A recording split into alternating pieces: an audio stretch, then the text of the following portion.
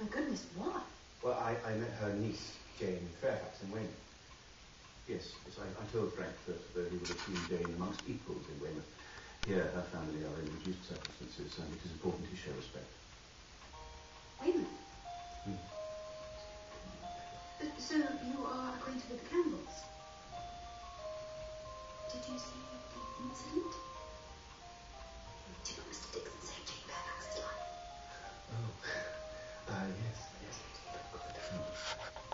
She said it was nothing. No. Did she? Well, all I can say is he acted very quickly.